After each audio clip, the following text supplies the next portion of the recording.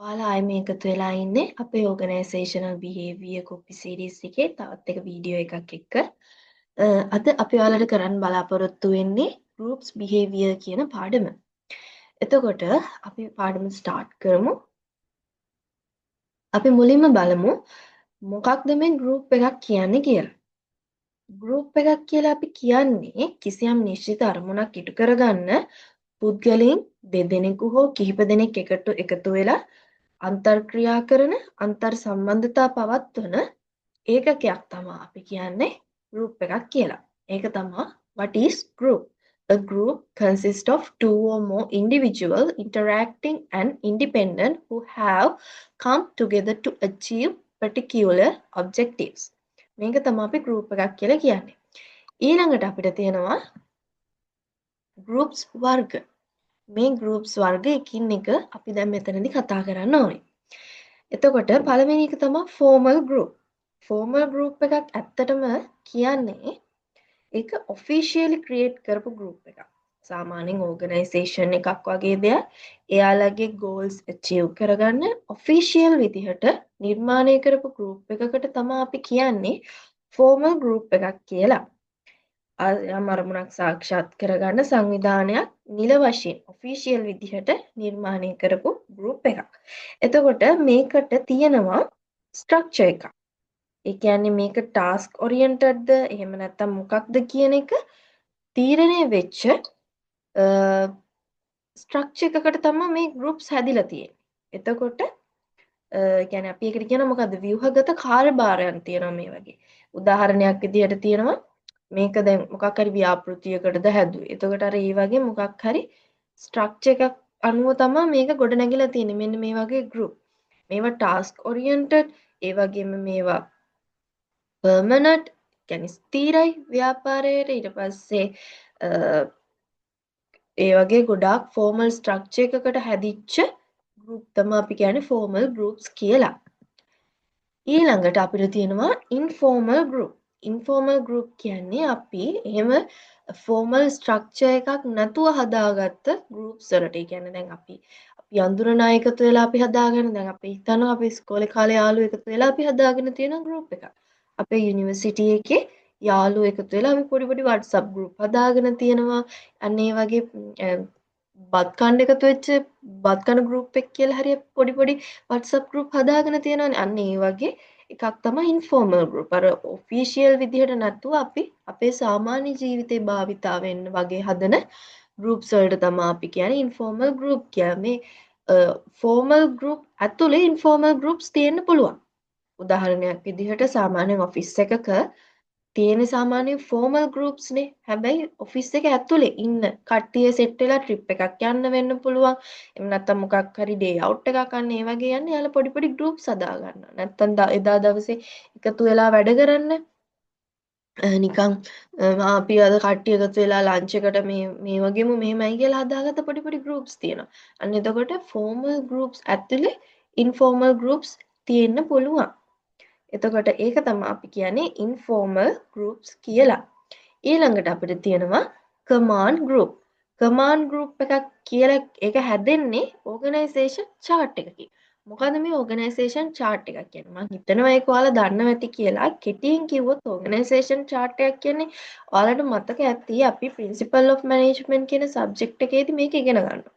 අර ආයතනික සටහනක් කියලා අපි කියන්නේ ආයතනික අර කියන්නේ මේ කළමනාකරුවගෙන් මෙයාට වගකීම් පැවරෙනවා මෙහෙම යනවා කියලා වගේ අපි අර ඔළුවේ හදාගත්ත කියන්නේ ඕගනයිසේෂන් එකකින් හදපු chart එකක් තියෙන්නේ. අන්න ඒක තමයි command group එකක්. මේ ඕගනයිසේෂන් chart එකක් කියන්නේ අන්න ඒ විදිහට ආයතනික සටහනක් මගින් තීරණය වෙච්ච කළමනාකරුවෙක්ට වාර්තා කරන යටත් නිලධාරීන්ගෙන් ඒ හැදිච්ච අන්නේ group එකකට තමයි අපි කියන්නේ command group එකක්. ඒ කියන්නේ මෙයා මට මේ විදිහට මේ දේවල් කරන්න කියලා වගකීම් පවරනවා. HR manager එයාගේ යටතේ ඉන්න කෙනාට මේ විදිහට දේවල් කරන්න කියලා වගකීම් පවරලා අර එයා යටතේ සේවකයෝ 20ක් 30ක් ඉන්නවා. අන්න ඒ විදිහට හැදිච්ච groups තියෙන්නේ. අන්න ඒවට තමයි අපි කියන්නේ command group කියලා. ඊළඟට task group. task group එකක් කියන එක නමේම තියෙනවා. People work together to complete a specific task. මොකක් හරි specific task එකක් complete කරන්න people's work together. නිශ්චිත මොකක් හරි කාර්යයක් ඉටු කරන්න පුද්ගලයන් එකට එකතු වෙලා වැඩ කරනවා. එතකොට මේකෙදි අන්න දෙන සම්බන්ධතා හරහා ගමන් කරනවා. අන්න ඒ වගේ දේවල් සිද්ධ වෙනවා. ටාස්ක් ගෲප් එකක් කියන එක ඇතුලේ. ඊළඟට අපිට තියෙනවා ඉන්ට්‍රස්ට් ගෲප්. ඉන්ට්‍රස්ට් ගෲප් එකක් කියලා කියන්නේ පොදු අරමුණක් ඉටු කරගන්න අපි පිහිටවල තියෙන group එකක් form to achieve a shared objectives. උදාහරණයක් විදිහට කියනවා නම් වඩා හොඳ සේවා කොන්දේසි සඳහා පෙත්සම් ඉදිරිපත් කිරීම. ඒ කියන්නේ ඉන්ට්‍රස්ට් ගෲප් එකක් කියලා කෙටියෙන් කියනවා නම් ඔය සේවකයෝ හදාගත්ත එක සංගම් තියෙන්නේ අයිතීන් දිනා ගන්න වගේ. අන්න ඒ විදිහට හදාගත්ත දැන් සේවක අයිතීන් ඉල්ලලා හදන ගෲප් තියෙන්නේ. අන්න ඒ වගේ එකක් තමයි මේ ඉන්ට්‍රස්ට් ගෲප්. මොකද එයාලට දැන් පඩිය වැඩි කරන්න කියලා හරි මොකක් හරි දෙයකට උද්ඝෝෂණය කරන අය ඉන්නේ. එයාලගේ තියෙන්නේ පොදු අරමුණක්නේ. එයාලා මොකක් හරි පොදු අරමුණක් ඉටු කරගන්න එකට එකතු වෙලානේ වැඩ කරන්නේ. අන්න දැන් ගුරුවරු එහෙම උද්ඝෝෂණය කරනවා. ඒ මොකද්ද? එයාලා පොදු අරමුණක් ඉටු කරගන්න හදාගත්ත ගෲප් එකක්නේ. එතකොට ඒ වෙලාවේ තියෙන ඒ වගේ ඒවට තමයි අපි කියන්නේ ඉන්ට්‍රස්ට් ගෲප් කියලා. ඊළඟට තියෙනවා ෆ්‍රෙන්ඩ්ෂිප් ගෲප්. මේකෙන් ඉතින් කියන්නේ සාමාන්‍යයෙන් එක වගේ කොමන් කැරක්ටරිස්ටික් තියෙනවනේ අපේ කට්ටිය ගන්න ඒ වගේ තියෙන අය එකට එකතු වෙලා හදාගත්ත ගෲප් එකක්. ඒක එක එක දේවල් වෙන්න පුළුවන්. සමහරවිට ඔයා ක්‍රිකට් වලට කැමති කෙනෙක් වෙන්න මර ක්‍රිකට් වලට කැමති අනිත් ක්‍රිකට් වලට කැමති අය ඔයාට නිකම්ම සෙට් වෙනවා. ඔයා ට්‍රැවල් කරන්න කැමති. එතකොට ට්‍රැවල් කරන්න කැමති කට්ටියක් ඔයා වටා නිකම්ම අර එකතු වෙනවා. ඒ විදිහට හැදිච්ච මොකක් හරි අර පොදු මොකක්ද ඒකට කියන්නේ කොමන් කැරක්ටරිස්ටික් පොදු ලක්ෂණ තියෙනවා. පොදු රුචිකත්වයක් කැමති දේවල් එකට එකතු වෙලා හැදෙන ගෲප්ස් තියෙන. අන්න ඒවට තමයි අපි කියන්නේ ෆ්‍රෙන්ඩ්ෂිප් ගෲප් කියලා. ඊළඟට අපිට තියෙනවා primary groups and small groups. primary group එකක් කියලා අපි කියන්නේ අපිට සමීප අපිට face to face හම්බ වෙන අපිට දැඩි පක්ෂපාතීත්වයක් දැඩි සම්බන්ධතාවයක් තියෙන කණ්ඩායම්. හොඳම උදාහරණය අපේ පවුල. අපේ පවුල අපිට ගොඩාක් සමීපයි අපිට නිතර මුහුණට මුහුණ ගැටෙන අන්න ඒ වගේ කට්ටියක්නේ. එතකොට ඒ වගේ ඒවට තමයි අපි කියන්නේ primary groups. එතකොට පවුල වගේම අපිට පුළුවන් සමීපව අපිට වැඩ කරන වැඩ කණ්ඩායම් තියෙන්න පුළුවන්. අපිට ඔෆිස් එකේ ඉන්න පුළුවන් අපිට පවුලේ වගේ දැනෙන මිනිස්සු. අන්න ඒ වගේ ඒවට තමයි අපි කියන්නේ primary group කියලා. ඊළඟට තියෙනවා small group. small group කියන්නේ ගොඩාක් දැඩි සම්බන්ධතාවයක් නැහැ primary groups තරම්. හැබැයි එයාලත් අපේ මූණට මූණ ගැටෙන අපි නිතරම කටයුතු කරන අන්න ඒ වගේ කට්ටියක් තමයි අපේ formal groups කියලා කියන්නේ. ඊළඟට coalitions කියලා කියන්නේ විධිමත් ව්‍යුහයෙන් ස්වාධීනව නිශ්චිත අරමුණු සාක්ෂාත් කර ගැනීම සඳහා සමාජිකයින් විසින් හිතාමතා පිහිටුවන ලද කණ්ඩායම්. එතකොට මේක මොකක් හරි ගැටලුවක් අරමුණු කරගෙන වගේ අපි හදාගත්ත සංවිධානයක්. මේ අර අපි කලින් කතා කරේ අපේ ටාස්ක් ඔරියන්ට් ඒ වගේ ඔයාලට මොකක්ද ඒකට කියන්නේ අපේ ඉන්ට්‍රස්ට් ගෲප් කියලා තියෙන්නේ. අනේ ඉන්ට්‍රස්ට් ගෲප් වගේම එකක් තමයි මේ coalitions කියන්නේ. මේකටත් අපිට උදාහරණයක් විදිහට අපිට ගන්න පුළුවන් ඔය ඉල්ලීම් ඉටු කරන්න කියලා පුද්ගලයන් උද්ඝෝෂණය කරන මොන හරි සංවිධාන, සේවක සංවිධාන, ගුරු සංවිධාන, ළමා යුනිවර්සිටි එකේ තියෙන මහසේස සංගම් අන්න ඒ වගේ සංවිධාන තමයි මේ coalitions කියලා කියන්නේ. මොකක් හරි ගැටලුවකට විසඳුමක් ගන්න බලාපොරොත්තුවෙන් පුද්ගලයෝ හදාගන්න සංවිධාන. coalitions කියන එකේ සිංහල මීනින් එක සංවිධානනේ. අන්න එතකොට එහෙම. ඊළඟට membership, references group and in and out group. එතකොට membership group කියලා කියන්නේ අපි ඒකට නිකම්ම අයිති වෙනවා. උදාහරණයක් විදිහට දැන් අපේ BCom department එකේ තියෙනවා ACME කියලා සංවිධානයක්. ඒකට අපේ membership එක අපි කියන්නේ අපි BCom department එකේ ඉන්න නිසා අපි ඒක නිකම්ම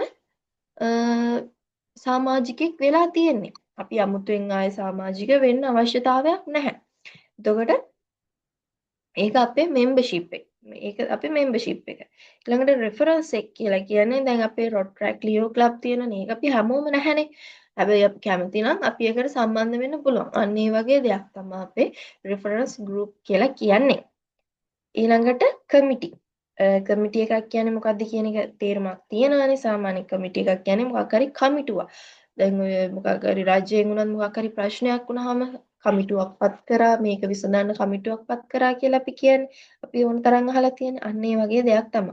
ඒක පැහැදිලි කරනවා නම් කියන්නේ මොකක් හරි తాවකාලික හරි ස්ථාවර හරි දෙයක් වෙනුවෙන් ඵලදායි කාර්යක්ෂම විසඳුමක් ලබා ගන්න අපි ඒ මොහොතේ පත් කරන ඕගනයිසේෂන් එකකට තමයි අපි කියන්නේ කමිටි එකක් කියලා. ඊළඟට අපිට තියෙනවා characteristics of psychological group. psychological විදිහට අපි group එකක් කියන්නේ මොකක්ද කියන එක හඳුනා ගන්න අපිට තියෙන characteristics. පළවෙනි එක තමයි minimum membership of 2 people. අඩුම සමාජිකයෝ දෙන්නෙක් ඉන්නවනේ දෙන්නෙක්ට වැඩි වෙන්න. ඒක ප්‍රශ්නයක් නෑ. හැබැයි අඩුම පුද්ගලයන් දෙන්නෙක්වත් ඉන්න ඕනේ. A shared communication network. එයාලා අතර පැතිරිච්ච sannivedana network එකක් තියෙන්න ඕනේ. ඊළඟට a shared senses of collective identity. ඊළඟට shared goals. ඊළඟට group structure. එයාලට පොදු අරමුණක් තියෙන්න ඕනේ. මේ හැමදේම අපි කතා කරා group එකක් කියන්නේ මොකක්ද කියන definition එකේ. අන්නේ definition එකේ තියෙන කොටස් ටික තමයි මේ තියෙන්නේ. ඒතකොට definition එකක් කාට කරන්න කිව්වොත් මේ කොටස් පහ ඇතුළත් කළා definition එකක් දැම්ම කියන්නේ වාගේ answer එක හරි. ඊළඟට stage of group development. group එකක් හදන පියවර මොනවාද? පළවෙනි එක තමයි forming. forming කියලා කියන්නේ අපි කට්ටිය එකට එකතු වෙන්න ආරම්භ වෙන අවධිය. people comes together. කට්ටිය එකට එකතු වෙන මොහොත තමයි අපි කියන්නේ forming කියලා. ඊළඟට storming. storming කියලා කියන්නේ කට්ටිය storming කියලා කියන්නේ අකුරු ගහනවා කියන වගේ කියන්නේ ගැටුම් ඇති වෙනවා ප්‍රශ්න ඇති වෙනවා වගේ අවධිය කියන්නේ අර හැමෝගෙම අදහස් එක වගේ නැහැනේ. එතකොට ඒ අදහස් එක වගේ නොවුනහම එකට එකතු වෙලා මොකක් හරි එක වැඩේ ආරම්භ කරගෙන යනකොට කට්ටිය ගැටුම් ඇති වෙනවා. සමහරු කියන්න පුළුවන් මේක හොඳයි. සමහරු කියන්න පුළුවන් නෑ ඒක හොඳ නෑ. සමහරු හොඳ නෑ කිව්වොත් හරි හොඳ නෑ කියලා නැමෙන අය ඉන්න. හැබැයි සමහරු ඉන්නව නෑ. ඒක හොඳ නෑ නෙමෙයි මේක හොඳයි. අර දැඩි තීරණ වල ඉන්න අය ඉන්න. අර එතකොට ගැටුම් ඇති වෙනවා. අන්න ඒ වගේ අවධියක් තමයි ස්ටෝමින් කියලා කියන්නේ. ඊළඟට නෝමි. නෝමි කියන එකේ සිංහල එක සම්මතකරණයනේ. එතකොට ඒකෙන් කියන්නේ අර ගැටුම් ඇති වෙලා ඔක්කොම වෙලා කට්ටිය සමතේකටපත් වෙලා කට්ටිය සහජීවණයෙන් ඇතුව අරමුණු ස්ථාපිත කරන අවස්ථාව. ඊළඟ එක performing. performing කියලා කියන්නේ තේරෙනවනේ ඔයාලට. අර සම්මත කරගත් අරමුණු වලට අනුව අපි perform group එක අදාළ කාර්ය කරගෙන යනවා. ඒක තමයි performing. ඊළඟට එක adjourning. ඒකෙන් කියන්නේ ඉලක්කය අපිට අවශ්‍ය වෙන අරමුණු සපුර ගත්තට පස්සේ අපි group එක ඉසුරවලා හරිනවා. මේක තමයි stage of group development. ඊළඟට අපිට තියෙන එක තමයි group properties. මේකේ කොටස් පහක් තියෙනවා roles, norms, status, size and cohesiveness. පළවෙනි එක roles. මේකේ කොටස් තුනක් අපි mainly කතා කරනවා role perception, role exceptions and role conflict. පළවෙනි එක තමයි role perception. මේකෙදි අපි කියන්නේ පුද්ගලයන් තමයි ක්‍රියා කර යුතු ආකාරය හිතන අවධිය තමයි මේකෙන් කියන්නේ. ඊළඟට role exceptions. මේකෙන් කියන්නේ අනිත් පුද්ගලයන් ක්‍රියා කර මේ විදිහට ක්‍රියා කරන්න ඕනේ කියලා අපි විශ්වාස කරන අවධිය.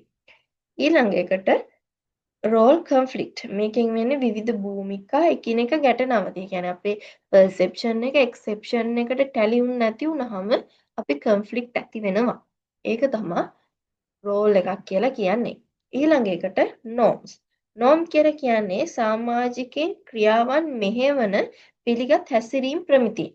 ඒ කියන්නේ මේකේ ගෲප් එකක ඉන්න පුද්ගලයන් අපි හසුරවන පිළිගත්ත අපි හදාගත්ත මොකක් හරි සම්මතයක්.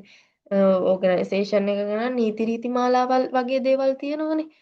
මේ ඔයාලා ඉන්න ඕනේ මේ විදියට මේ වෙලාවට එන්න ඕනේ මේ විදියට ඉන්න ඕනේ මේ ඇඳුම අඳින්න ඕනේ අන්න ඒ වගේ දේවල් වලට තමයි අපි කියන්නේ norms කියලා සම්මතයන් කියලා.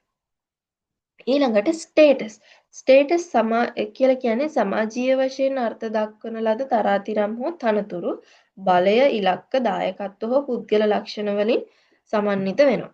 අපි අර ස්ටේටස් එක මේන්ටේන් කරනවා කියන්නේ අපි අපේ තත්ත්වය මේන්ටේන් කරන්න ඕන කියලා කියනවානේ. අන්න ඒ වගේ දෙයක් තමයි අපි අපේ හදාගන්න ගෲප් එකේ තත්ත්වය සමාජීය වශයෙන් අර්ථ දක්වන විදිහට ඒක තනතුරු තරාතිරම් මේ දේවල් ගලපලා අපි හදන්න ඕනේ.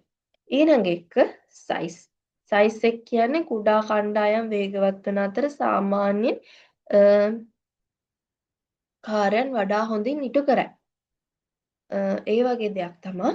කියන්නේ අපි group the evidence indicates small group are faster at complete tasks than larger ones and that individuals perform better in small group than a large one. කියන්නේ ලොකු group එකකට වඩා පොඩි group එකක අපිට ටක් ගාලා performance ඉක්මනට ගන්න පුළුවන්. මොකද තීරණ ගන්න මහා කියන්නේ ලොකුවට දෙයක් නැහැනේ. හිතන්නකො දෙන්නෙක් ඉන්න assignment එකක් හිතන්නකො. දෙන්නෙක් ඉන්න assignment එකක් කරන්න තියෙන පහසුවට වඩා 20 දෙනෙක් group එකේ ඉද්දි ඒක ටිකක් කාලයක් යනවා. කට්ටිය එකතු කරගන්න ඕනේ. කට්ටියම එකග වෙන්න ඕනේ. එතකොට හරියට පිළිවෙලට ඒක හදන්න ඕනේ. අන්න ඒ වගේ දෙයක් තමයි මේ size එක කියලා කියන්නේ. ඊළඟට cohesive. cohesive කියලා කියන්නේ කණ්ඩායම තුළ රැඳී සිටින ආකර්ෂණය සහ අභිප්‍රේරණයේ මට්ටම.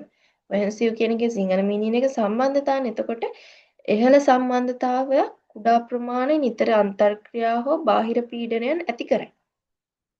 ඒ කියන්නේ අපි මොකක්ද ඒකට කියන්නේ? The cohesive සම්බන්ධතාව. The degree to which members are attracted to each other to motivate to stay in a group. මේ people මේකේ group එකේ රඳවලා තියාගන්න සම්බන්ධතා අපි පවත්වනවානේ. Some work group are cohesive because the members have spent a great deal of time together, or the group's small size, facility, high interaction, or external threat have brought members close together. අපි group එක හරි සම්බන්ධතාවලින් පවත්ව ගන්න ඕනේ. අන්න එතකොට අපිට group එකක් විදියට හරියට වැඩ කරන්න පුළුවන්. මේක තමයි මේකින් කියන්නේ. එතකොට මේ ටික මේ පොඩි දේ තමයි අපිට group කියන එකෙන් කතා කරන්න තියෙන්නේ ඇත්තටම. අපි ඊළඟ වීඩියෝ එකෙන් හම්බෙමු teams.